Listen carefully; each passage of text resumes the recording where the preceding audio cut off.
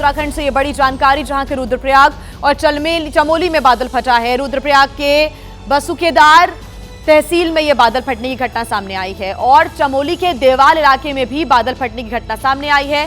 बादल फटने से कुछ परिवारों के फंसे होने की आशंका है और बादल फटने पर सीएम पुष्कर सिंह धामी ने पोस्ट भी किया है।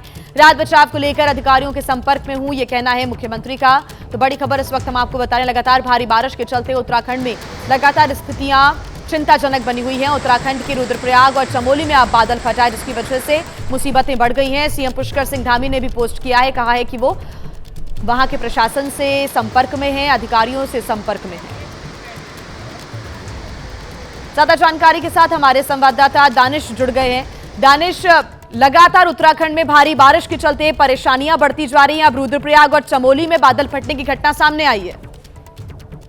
बिल्कुल, देखिए, मौसम विभाग ने पहले इस बात की चेतावनी दी थी कि 29 और 30 के लिए भारी बारिश है और इन तमाम जिलों के लिए उन्होंने पहले ही अलर्ट किया था। देर रात से लगातार बारिश हो रही थी, न केवल रुद्रप्रयाग या चमोली बल्कि देहरादून, बागेश्वर, नैनीताल सभी जगह लगातार बारिश थी। लेकिन चमोली में इससे पहले भी एक बार बादल फट चुका है और वहाँ हमने देखा किस तरह से मलबा आया, लोग किस तरह से प्रभावित हुए। अब एक बार देर रात लगातार हुई बारिश से बसुकेदार क्षेत्र में बारिश इतनी हुई कि वहाँ मलबा आ गया और लोग उसमें दब गए हैं।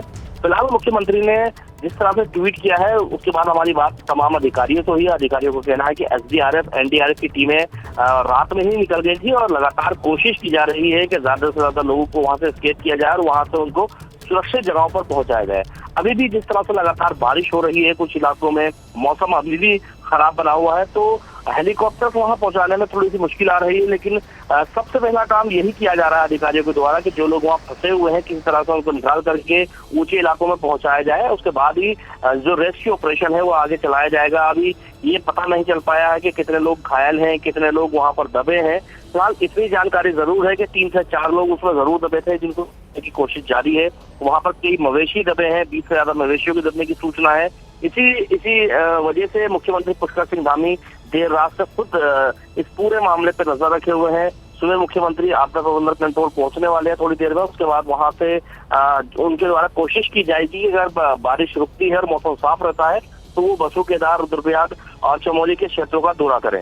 जी बिल्कुल दानिश, और ये जानकारी भी मिल रही है कुछ लोगों के लापता होने की जानकारी है। और यहाँ पर जो रेस्क्यू टीम्स हैं उनको कितनी ज़्यादा बड़ी चुनौती यहाँ पर आ रही है रेस्क्यू ऑपरेशन चलाने में, क्योंकि उत्तराखंड में इस वक्त तमाम जो इलाके हैं वो बाढ़ बारिश की वजह से त्राहिमाम कर रही हैं। आप नज़र बना के रखिएगा दानिश। फिलहाल शुक्रिया तमाम जानकारी के लिए। और आपको बता दें कि उत्तराखंड के मुख्यमंत्री पुष्कर सिंह धामी खुद घटनास्थल पर पहुंचने वाले हैं, ये जानकारी मिल रही है। अगर मौसम साफ रहता है तो वो खुद यहाँ पहुंचेंगे और स्थितियों का जायजा लेंगे। अधिकारियों के संपर्क में वो इस वक्त हैं और साथ ही उन्होंने कहा है कि वो बाबा केदार से सभी के सकुशल होने की प्रार्थना करते हैं। आपको बता दें कि अभी भी कई लोगों के मलबे में दबे होने की आशंका है। 15 से 20 मवेशियों के मलबे में दबे होने की आशंका है। कुछ लोग लापता बताए जा रहे हैं और बड़ा नुकसान यहाँ पर जो गौशालाएं बनी हुई हैं उनको हुआ है, कुछ मकानों को भी नुकसान पहुंचा है।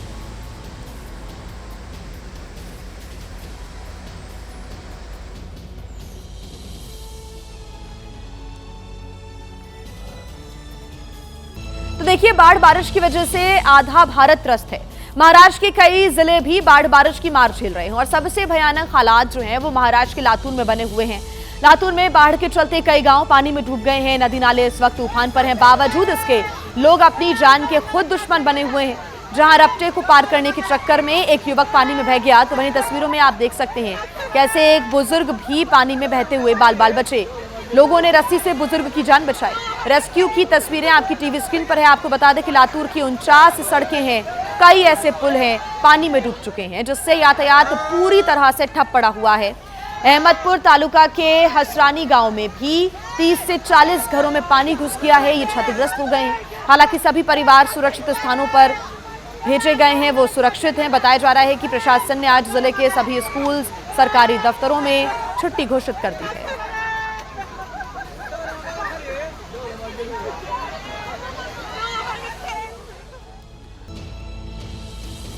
जल जीवन है और जल के बिना सृष्टि की कल्पना ही नहीं की जा सकती।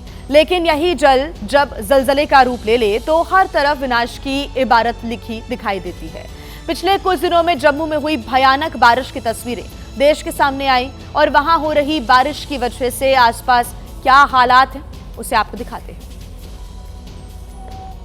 तस्वीरें जम्मू जिले के नगरोट की हैं, जहां बाढ़ का पानी किस कदर तबाही लेकर आया है आपको इन तस्वीरों में दिख गया होगा। नगरोटा में सैलाबी आफत लेकर आई है तवी नदी, जिस पर बना ये पुल मानो जिंदगी की जंग लड़ रहा हो, जीवन के लिए संघर्ष कर रहा हो। तवी नदी हर गुजरते सेकंड के साथ पुल को थपेड़े मार रही है। नदी के पानी का शोर इस बात का ऐलान कर रहा है कि स्थितियां खतरनाक हैं। तवी नदी में बह रहे पानी की तस्वीरें इतनी खतरनाक हैं कि आसपास के दर्जनों गांव के लोग दहशत में जी रहे हैं। जम्मू कश्मीर में नदी नाले सब लबालब हैं।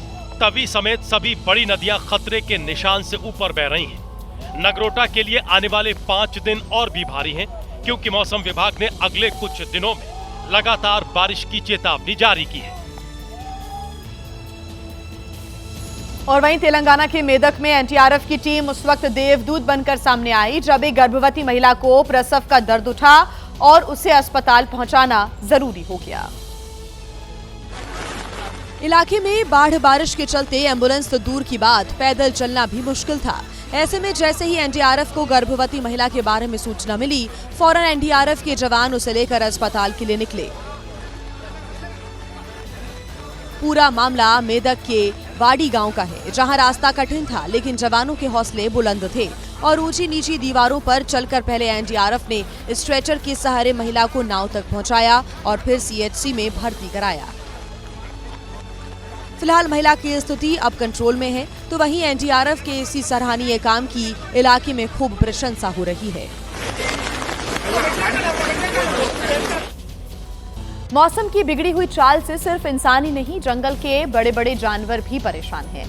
ऐसी एक तस्वीर उत्तराखंड के रामनगर से सामने आई है, जहां पर एक नहर में तेंदुआ बह गया। दरअसल रामनगर की बड़ी नहर इन दिनों रौद्र रूप में बह रही है, लेकिन उस वक्त हैरान करने वाली तस्वीर सामने आई जब नहर में एक तेंदुआ बहता हुआ दिखाई दिया, जिसे नहर किनारे मौजूद किसी शख्स ने अपने मोबाइल में रिकॉर्ड कर लिया। तस्वीरों में देख सकते हैं कि पानी के बहाव के आगे तेंदुए की एक नहीं चलती और वो बहा जा रहा है। बताया जा रहा है कि तेंदुआ नहर में पानी पीने आया था, तभी वो नहर में गिर गया और लहरों में ऐसा फंसा कि काफी दूर तक बहता हुआ चला गया, जिसका वीडियो अब सोशल मीडिया पर वायरल है। और यूपी के गोरखपुर में उस वक्त अफरा तफरी का माहौल नजर आया जब एक अस्पताल में भीषण आग लग गई और देखते ही देखते आग की लपटें अस्पताल की दूसरी मंजिल तक पहुंच गई। अस्पताल का एक हिस्सा धू धू कर जलने लगा। आग की लपटें इतनी तेज थीं कि उससे अस्पताल का एक गेट जलकर खाक हो गया। साथ ही दूसरी मंजिल पर भी काफी नुकसान पहुंचा। आग से मरीजों और तीमारदारों में हड़कंप मच गया। आनन फानन में मरीजों को उनके परिजन लेकर बाहर की तरफ भागने लगे और समय रहते सभी मरीजों का रेस्क्यू कर लिया गया। दरअसल अस्पताल में नीचे डॉक्टर संजय विश्वकर्मा अपना क्लिनिक चलाते हैं और उसके ठीक ऊपर श्री गंगा नाम से एक पैथोलॉजी बनी है, जहां शॉर्ट सर्किट के चलते भयानक आग लग गई। गनीमत रही कि सूचना पर पहुंची फायर ब्रिगेड की टीम ने आग पर काबू पा लिया, नहीं तो बड़ा हादसा भी हो सकता था। और वहीं मध्य प्रदेश के ग्वालियर रेलवे स्टेशन से एक 3 साल की मासूम बच्ची को अगवा करने का एक सनसनीखेज मामला सामने आया। अपहरण की यह वारदात सीसीटीवी कैमरे में रिकॉर्ड हो गई। ग्वालियर रेलवे स्टेशन के प्लेटफॉर्म नंबर 1 की सीसीटीवी फुटेज में दिखा कि काली शर्ट पहना एक शख्स बच्ची को ले जा रहा है। सीसीटीवी कैमरे से ली गई तस्वीरें भले ही धुंधली हों, लेकिन इसमें बच्ची का अपहरण करने वालों की नीयत शीशे की तरह साफ दिख रही है। मामला 25 अगस्त की रात 8 बजे का है, जब बच्ची की मां उस समय टॉयलेट गई थी। लौटने पर उसे बेटी गायब मिली। बेटी के लापता होने पर घबराई मां ने पूरे प्लेटफॉर्म और स्टेशन परिसर में घंटों तलाश की, लेकिन कुछ पता नहीं चला। बच्ची की मां ने जीआरपी थाने में शिकायत दर्ज कराई। तब पता लगा कि अपहरण के इस केस में संदिग्ध अपहरणकर्ता के साथ एक महिला भी शामिल है। फुटेज में एक महिला है और एक पुरुष है।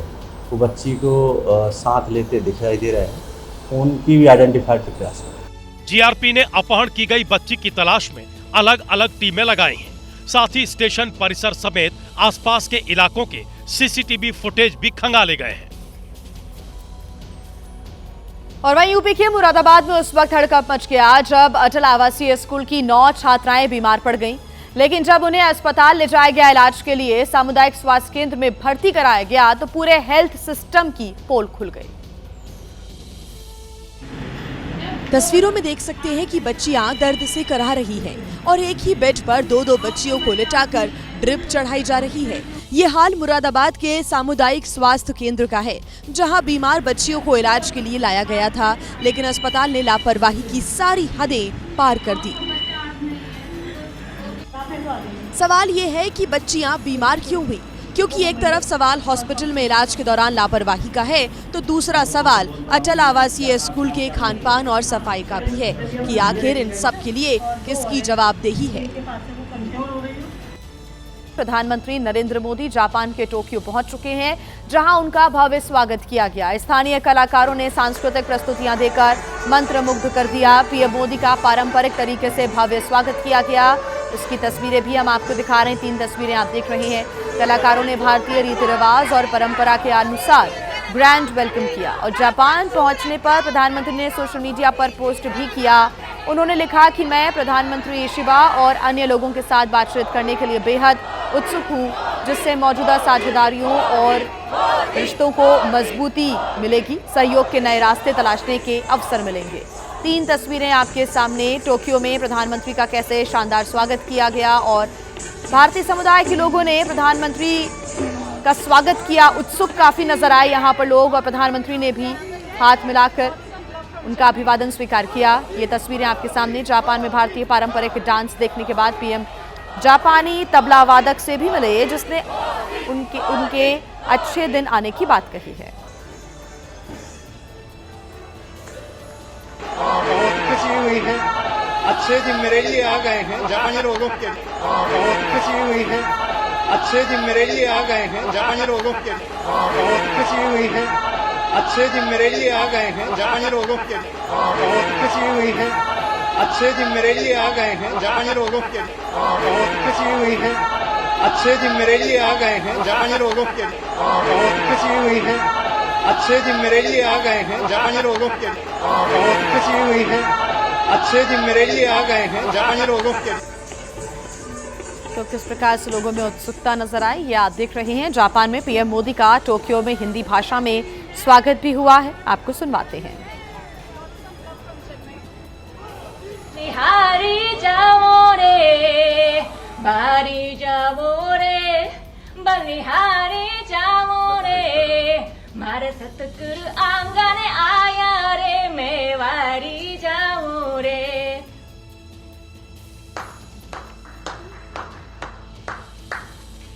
जापान लेके स्वागतम।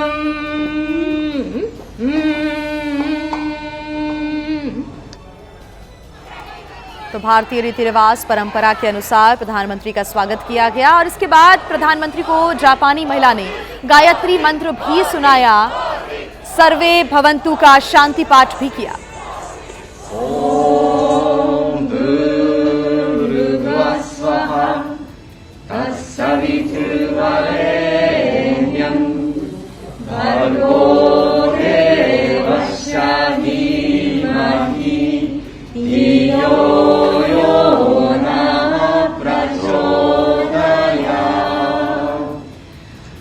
ॐ सर्वे भवन्तु सुखिनः, सर्वे सन्तु निरामयाः, सर्वे भद्राणि पश्यन्तु, मा कश्चित् दुःखभाग् भवेत्। ॐ शान्ति शान्ति शान्ति।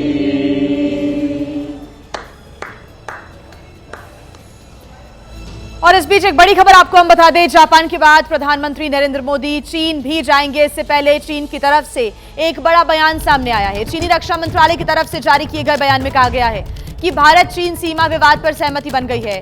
चीन ने यह भी कहा है कि हमें साथ मिलकर सीमा पर शांति स्थापित करनी है और सीमा विवाद पर चीन और भारत के बीच विशेष प्रतिनिधियों की जो 24वें दौर की वार्ता हुई है, उसके बाद इस वार्ता में 10 सूत्रीय सहमति बन गई है, जिसमें चीन ने भारत के साथ अपने सीमावर्ती क्षेत्रों में शांति और सौहार्द बनाए रखने की बात कही।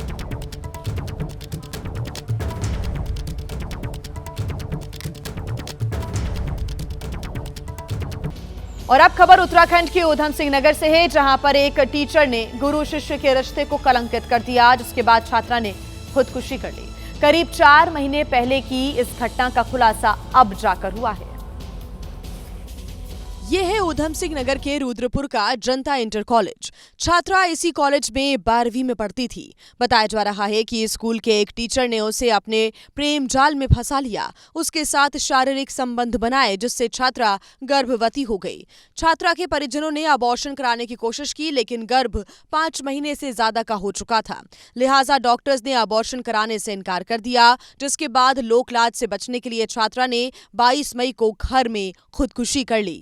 किसी को इसकी भनक ना लग सके, उससे पहले ही घर वालों ने चुपके से शव का अंतिम संस्कार भी कर दिया।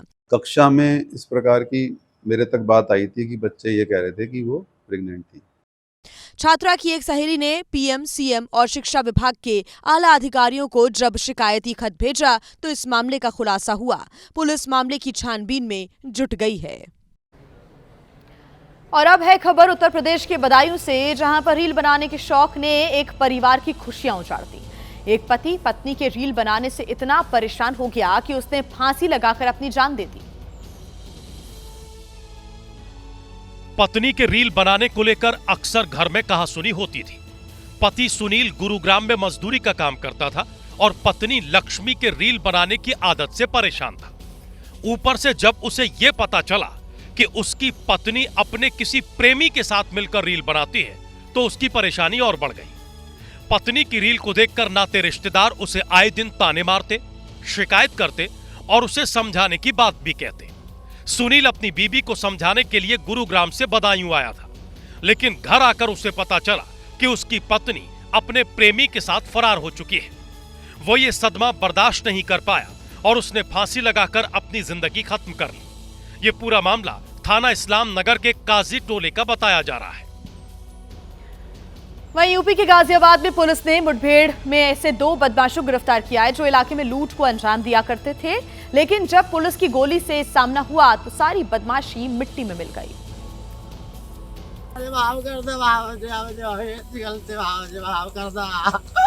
ये वही अपराधी है जिसने गाजियाबाद में न जाने कितने लोगों को लूटा, कितनी महिलाओं की सोने की चैन छीनी, लेकिन जब पुलिस की गोली पैर में लगी और मौत सामने खड़ी दिखाई दी तो माफी की गुहार लगाने लगा।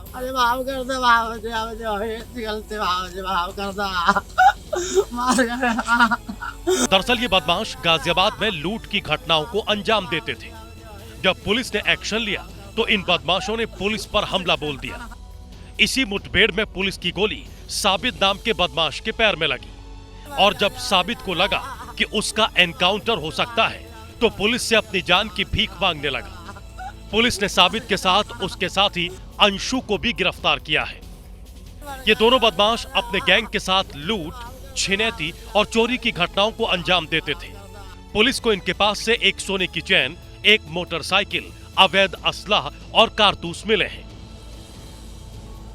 बात कर लेते हैं जम्मू की, जहां पर कुदरत की मार इस कदर पड़ी है कि भारी बारिश की वजह से जनजीवन अस्त व्यस्त हो गया है, लेकिन इस मुश्किल वक्त में बीएसएफ देवदूत बनकर लोगों का रेस्क्यू कर उन्हें सुरक्षित स्थानों पर पहुंचा रही है।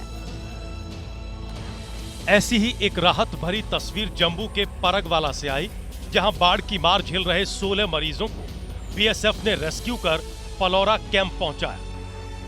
जिन मरीजों को रेस्क्यू किया गया उनमें गर्भवती महिलाएं, डायलिसिस और कई गंभीर बीमारी से पीड़ित मरीज थे, जिन्हें इलाज की सख्त जरूरत थी। रेस्क्यू के इस वीडियो को खुद बीएसएफ ने जारी किया है और संकट की हर घड़ी में देश के साथ खड़े रहने का भरोसा भी दिखाया है। दरअसल जम्मू में जिस तरह से बाढ़ ने तबाही मचाई है, उससे कई जगह स्थिति बद से बदतर हो गई है। ऐसे में बीएसएफ ने कई लोगों को रेस्क्यू कर बचाया है और जम्मू के परगवाला से आई ये तस्वीर भी उसी से जुड़ी हुई है।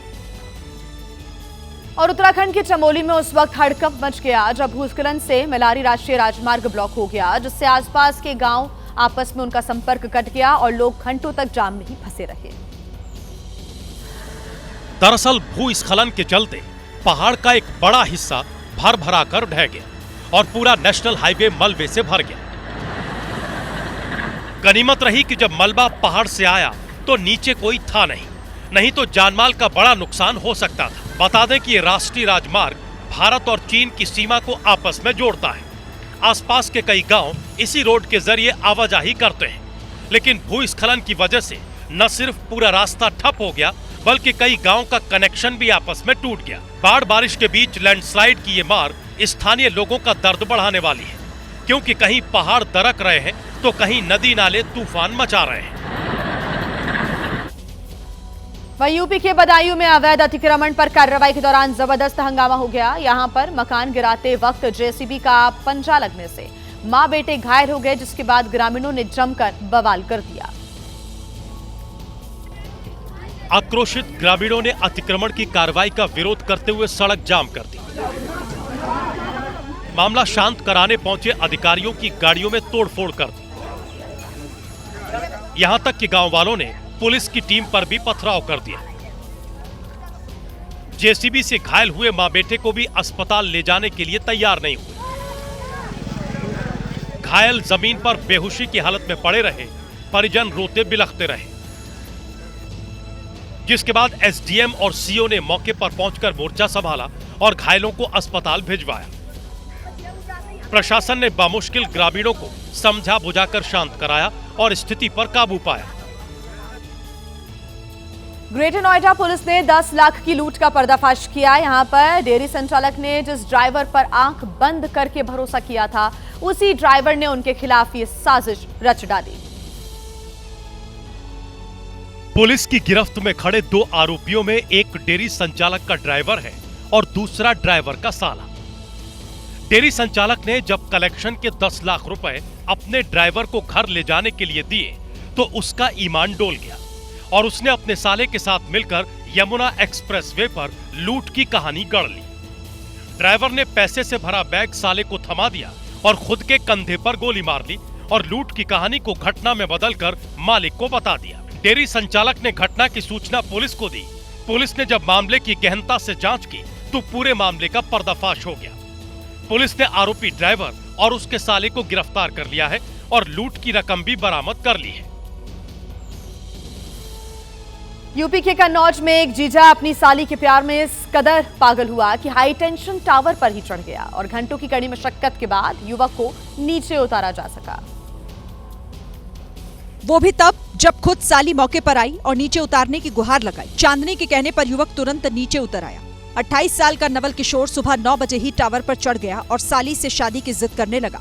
नवल किशोर की पहली शादी लाली से हुई थी, लेकिन उसकी मौत हो गई, जिसके बाद नवल ने अपनी दूसरी साली सपना से शादी कर ली, जिससे उसकी एक बेटी भी है। लेकिन कहानी में असल ट्विस्ट तब आया जब नवल का दिल अपनी तीसरी साली चांदनी पर आ गया। अब नवल चांदनी को पाने के लिए हाई टेंशन टावर पर चढ़ गया है। करीब 6 घंटे की मशक्कत के बाद नवल को नीचे उतारा गया और इलाज के लिए अस्पताल में एडमिट करवाया गया।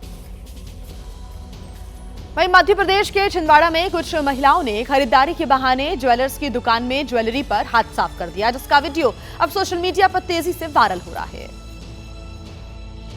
दुकान में लगे सीसीटीवी फुटेज में दिखाई दिया कि दोपहर के वक्त 5 महिलाएं दुकान में बैठी हुई थी। वहीं दुकानदार सिर नीचे झुकाकर अपना काम कर रहा था। इसी दौरान थोड़ी सी बुजुर्ग दिख रही महिला ने काउंटर पर रखी ज्वेलरी उठा ली। फिर वो अपने साथ आई महिलाओं को दिखाने लगी। काफी देर तक वो ऐसे ही एक दूसरे को ज्वेलरी दिखाती रही और फिर मौका पाकर ज्वेलरी छिपा ली। वहीं अब दुकान मालिक ने थाने में शिकायत दर्ज कराई है, जिस पर पुलिस ने छानबीन शुरू कर दी है। घटना अमरवाड़ा नगर के पुराना बस स्टैंड के पास की है। वहीं यूपी के बागपत में रिश्ते में चचेरे भाई ने नाबालिग लड़की की फावड़े से काटकर हत्या कर दी। आरोपी नाबालिग के साथ जबरन संबंध बनाने की कोशिश कर रहा था और जब नाबालिग ने इसका विरोध किया तो आरोपी ने उसे मौत के घाट उतार दिया। छानबीन में सामने आया कि जब नाबालिग घर पर अकेली थी, आरोपी घर में दाखिल हुआ और उससे शारीरिक संबंध बनाने की कोशिश करने लगा। लेकिन नाबालिग ने विरोध किया तो आरोपी ने उसके सिर पर 5 किलोग्राम का गैस सिलेंडर मार दिया, जिससे वो लहूलुहान होकर गिर गई। इसके बाद आरोपी ने फावड़ा उठाया और कई बार नाबालिग पर वार किए। हत्या के बाद आरोपी ने नाबालिग को उसी के घर में दफन कर दिया। हालांकि कुछ हिस्सा बाहर रह गया। नाबालिग की मां घर लौटी तो बाहर दिख रहे शव के हिस्से को देखकर सहम गई। इस मामले में पुलिस ने केस दर्ज कर आरोपी को गिरफ्तार कर लिया है। वहीं यूपी के मुरादाबाद पुलिस ने एक ऐसे ठग गिरोह के सदस्यों को गिरफ्तार किया है जो आईपीएल टीम में ट्रायल दिलाने के नाम पर लोगों से लाखों रुपए की ठगी किया करते थे। क्रिकेटर बनने का सपना और उसी सपने को हथियार बनाकर लाखों की ठगी, और ये सारा नेटवर्क चलता था इंस्टाग्राम के जरिए। पुलिस की गिरफ्त में आए समीर खान नाम के इस आरोपी ने फर्जी आईडी बनाकर क्रिकेट ट्रायल के नाम पर युवाओं से खूब पैसे वसूले। कई राज्यों से शिकायतें मिल रही थी। आरोपी को दबिश देकर गिरफ्तार किया गया है। आरोपी ने कबूल किया कि वो पिछले कई महीनों से अलग अलग बैंक खातों और यूपीआई आईडीज के जरिए पैसों की हेराफेरी कर रहा था। अब पुलिस आरोपी से पूछताछ कर पूरे नेटवर्क का पता लगाने में जुटी है। पुलिस ने आरोपी के कब्जे से 7 मोबाइल, कई सिम कार्ड समेत 43,000 रुपए नकद बरामद कर लिए हैं। वहीं यूपी में आवारा सांडों का आतंक रुकने का नाम नहीं ले रहा है। ताजा मामला वृंदावन से सामने आया है, जहां पर दुकान के बाहर बैठे एक सिपाही की जान पर बनाई। दरअसल 2 सांड आपस में लड़ते हुए एक गली में आ गए और इसी गली में एक दुकान पर सिपाही बैठा हुआ था। जैसे ही उसने सांडों को आते देखा, वो मौके से भाग निकला। वीडियो में देखा जा सकता है कि पुलिस वाला घर के अंदर भाग गया, लेकिन एक सांड दूसरे सांड के हमले से बचने के लिए जैसे ही गली में मुड़ा, वो गिर पड़ा। गनीमत रही कि दुकानदार इस घटना में साफ साफ बच गया। सोचिए, अगर सिपाही वहीं मौजूद रहता तो उसकी जान जानी तय थी। बहरहाल बाद में पुलिसकर्मी ने डंडे की मदद से सांड को भगाया। और राजस्थान के कोटा में सड़क पर दौड़ रही एक बस में अचानक अफरा तफरी मच गई। ऐसा इसलिए हुआ क्योंकि बस के सामने वाले शीशे पर कई फीट लंबा एक सांप आ गया था, जो शीशे से होकर बस की छत पर चढ़ने की कोशिश कर रहा था। हालांकि सांप शीशे पर चढ़ नहीं पा रहा था। वहीं कई फीट लंबा सांप देखकर बस में सवार तमाम छात्र घबरा गए। इस बीच बस ड्राइवर ने समझदारी दिखाते हुए तुरंत बस रोकी और बस में सवार छात्रों को बाहर उतारा। इसके बाद सांप पकड़ने वालों को इसकी जानकारी दी गई, जिन्होंने सांप को पकड़ा और फिर जंगल में छोड़ दिया। और यूपी के वाराणसी में आवारा कुत्तों के हमले की घटनाएं तेजी से बढ़ रही हैं, जिससे लोग काफी परेशान हैं। पिछले कुछ दिनों में आवारा कुत्तों ने कई बच्चों को अपना शिकार बनाया, जिसका वीडियो भी सामने आया है। बाइक पर पीछे बैठे एक बच्चे को कुत्ते ने काट लिया। सामने आए वीडियो में गली में 2 आवारा कुत्ते बैठे हुए थे। तभी एक बाइक आई जिस पर पीछे से एक बच्चा बैठा हुआ था। जैसे ही बाइक पास में पहुंची, एक कुत्ते ने बच्चे के पैर को अपने जबड़े में जकड़ लिया, जिससे वो बच्चा दर्द से कराहने लगा। दूसरे वीडियो में कुत्तों का झुंड एक बच्चे पर हमला करता दिखा। 2 लड़कियां शहर की पत्थर गली से जा रही थी। तभी एक कुत्ता आया और छोटी बच्ची के सीधे मुंह पर अटैक कर दिया, जिससे वो वहीं गिर गई। अगले ही पल वहां कई कुत्ते पहुंचे और उसे नोचने लगे। ये देखकर साथ वाली बच्ची भागकर पीछे छिप गई। बच्चे के चिल्लाने की आवाज सुनकर घरों से लोग बाहर आए और फिर कुत्तों को वहां से खदेड़ा।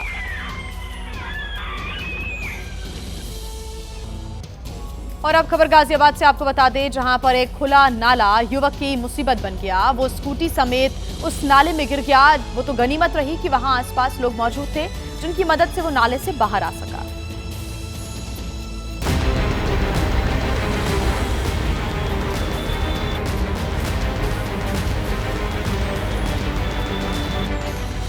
जरा सी लापरवाही और स्कूटी नाले के अंदर। स्कूटी सवार ने स्कूटी मोड़ते समय पीछे देखा ही नहीं कि नाला खुला हुआ है। वो तो गनीमत रही कि नाला ज्यादा गहरा नहीं था और युवक तुरंत उठकर खड़ा हो गया, वरना जान पर बनाती। ये पूरी घटना वहां खड़े 2 बच्चों ने देखी तो लोगों को जानकारी दी, जिसके बाद एक गार्ड ने सीढ़ी लगाकर युवक को बाहर निकाला। घटना गाजियाबाद के वार्ड नंबर 99 के गौर ग्रीन सिटी मार्केट की है, जहां सफाई के बाद नाले को ढका नहीं गया और नतीजा जनता भुगत रही है। मध्य प्रदेश के बैतूल से एक साहसी मां का वीडियो सामने आया है। जब 2 बच्चों की जिंदगी मझधार में फंस गई तो एक मां ने उन्हें बचाने के लिए ऐसा कदम उठाया जिसकी अब हर कोई तारीफ कर रहा है। क्योंकि मां 2 बच्चों की जान बचाने के लिए नदी में कूद गई। अपनी जान की परवाह किए बिना नदी की धार में बहते बच्चों के पास पहुंची और दोनों को सुरक्षित निकाल लिया। महिला तीज पर्व के मौके पर बेल नदी घाटी गई थी। घाट पर ये दो बच्चे खेल रहे थे। इसी दौरान पैर फिसलने की वजह से दोनों नदी में गिर गए। 5 से 6 साल के बच्चों को पानी में बहते देख दोनों में से एक बच्चे की मां किरण ब्राह्मणी ने बहादुरी दिखाई और मौत के मुंह से अपने बेटे समेत दूसरे बच्चों को भी बाहर निकाल लिया।